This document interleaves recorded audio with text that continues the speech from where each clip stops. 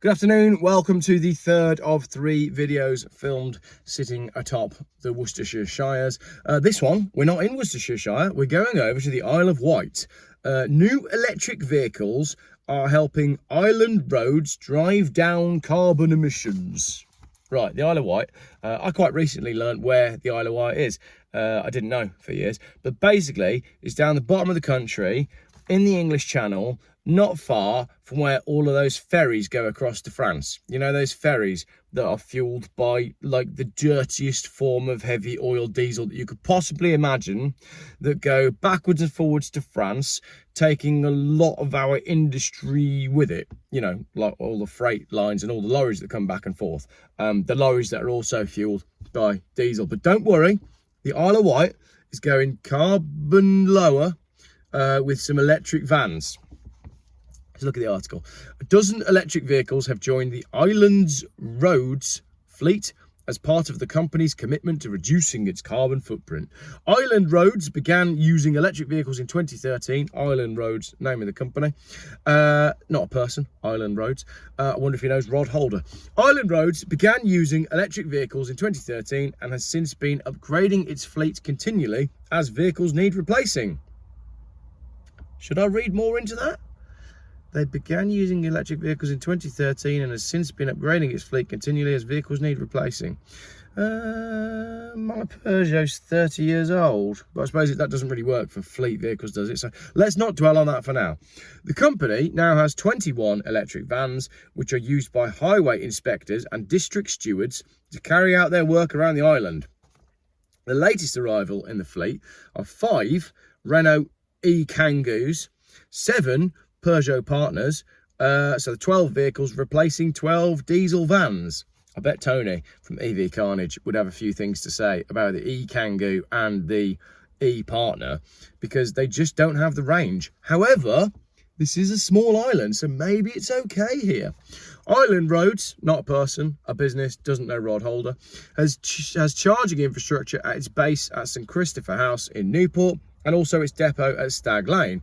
Staff can also make use of the island's network of public charging points across the island if needed, if they need to sit for 45 minutes to fuel up their van. Steve Ashman, Island Roads Service Director, said, as a business, we do what we can to reduce our carbon footprint. Why do you do that, Steve? As a business, I thought that your goal was to provide the best service that you possibly can for the smallest amount of money. Seems to me what you've done here is you've bought vans that are way more expensive than the vans that you could have bought, and now they're going to have to spend more time charging than the vans that you replaced them with. Let me know, Steve. You get in touch. I'm very easily contactable. As a business, we do what we can to reduce our carbon footprint. While there is clearly more to do, we are pleased to add further electric vehicles to our fleet as part of the journey to net zero. Yes, that epic race to the bottom where we all own nothing and are incredibly miserable or dead, depending on how far you want to go with the World Economic Forum's ultimate goals. Electric vehicles are just one way in which we are trying to minimise our impact on the environment.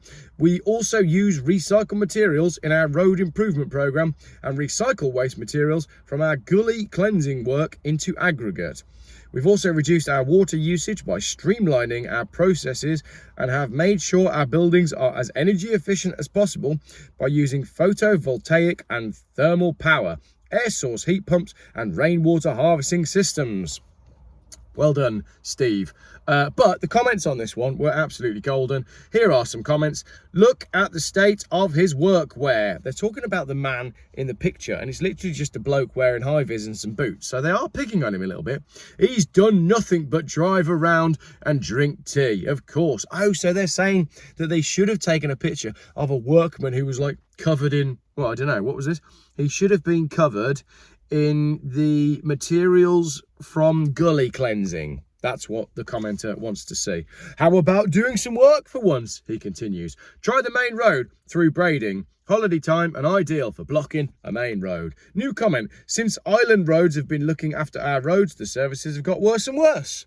Yeah, but as Steve Ashman from Island Roads, Service Director, says, as a business, we do what we can to reduce our carbon footprint. It's got nothing to do with making the roads better. because otherwise he would have said, as a business, we do what we can to make the roads better. But no, he said we do what we can to reduce our carbon footprint. Another comment here. You're right about them drinking tea, etc. They are constantly texting on their phones. No wonder nothing ever gets done. Biggest shower of company I've ever seen. Steve Ashman. Your company's not popular on the Isle of Wight. New comment. Mr. Ashman, please make sure the seats are comfy for your employees as they spend most of their time in vans asleep. Oh, and big cup holders for the flasks of tea. I love how many people in this article have talked about tea. Is this all they do on the Isle of Wight? They drive around in work vans, looking very nice because they're not covered in the stuff from the gullies, achieving net zero by doing no work and drinking tea. I want to move to the Isle of Wight and drive one of these vans. I reckon it could be great. New comment. May I suggest that if the toads want to save the planet a bit more, that they organise the road closures properly and put up the correct signage so road users don't drive miles out of their way unnecessarily. Now, the reason I've put that comment in is because does that sound familiar? Is that what's going on where you live? Because that's exactly what's going on where I live, and I've almost made a sport out of knocking over road closed signs when I know full well the road isn't closed. That way, we can reduce a whole load of wasted time, fuel and money on ridiculous road closure schemes. Also, if the toads really want to save the planet, how about painting the white lines in the road correctly in the first place? Blame the contractors, of course, but hang on a minute. Are the toads not the contractors themselves?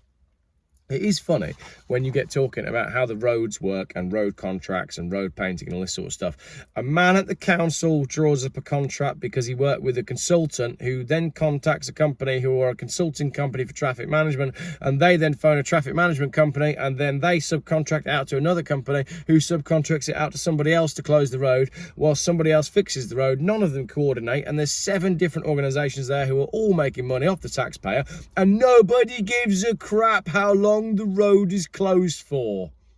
That's how it works. Another comment. Tell you what else would reduce the carbon footprint, making car journeys smoother by removing well-known holdups on the roads. Oh, we're following a similar theme here. For example, the ludicrous parked cars on Gunville Road just off the Forest Road junction. Cars and vans backed up, all waiting all the time. More fumes being pumped out. Just put yellow lines down the whole road for goodness sake. I'm sure there are dozens of such hold-up sites all over the island, each one creating unnecessary emissions. These poor people that live on the Isle of Wight, wait until they find out about low traffic neighbourhoods where you go down to the end of one road and find 3 bollards that are blocking you from joining the main road, and then you got to join a whole load of traffic which goes outside of school, and you're all idling your engines just because somebody decided to put 3 bollards up.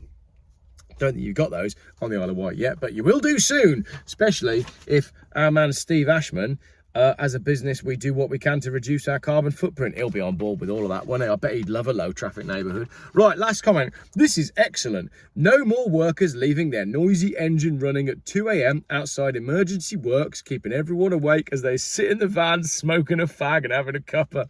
Just need to remove the radio and they'll be able to watch the whole at night and leave us in peace. Another resident of the Isle of Wight implying that the people who are out there to fix the roads are doing nothing but sitting in their vans with the engine idling, drinking tea and staring at a hole. I love it. Right, that is, I mean, to be honest, that's the 3rd video for today, but let's just have a little conclusion. British people are absolutely sick to the back teeth of being ripped off in every aspect of life, being gaslit into being told that it's all for the greater good when we can see everything crumbling around us. The things that we used to love to do are getting harder to do, and they're taking longer. Apart from that, because as you get older, that doesn't take very long at all. And there's a very rude joke for you, Jeff. Very rude indeed. You don't normally make rude jokes like that, but you just walked straight into that one, didn't you? And now you're talking to yourself on camera. You're talking to yourself in the camera. I think it's time you finish this video, which is the 3rd one for the day, get it uploaded on YouTube and go out on your canoe, because I've just got some new paddles that have arrived. And that was really funny because the postman came by this morning, his paddles, and I was like, is that a pair of canoe paddles? Like, they couldn't have been wrapped in a way that would have made it more obvious that they were canoe paddles. And the postman was like, Yeah, I think so. Yes, they are. Thank you very much for watching this video that didn't start too well, picked up in the middle and then totally lost the plot at the end. Let me know what you think in the comments about the state of the country. I appreciate there's a lot of things going on in the UK that I haven't covered today. I think they'll be covered on plenty of other channels, but it's more of the same, and many of us predicted it. So I'm still here for now.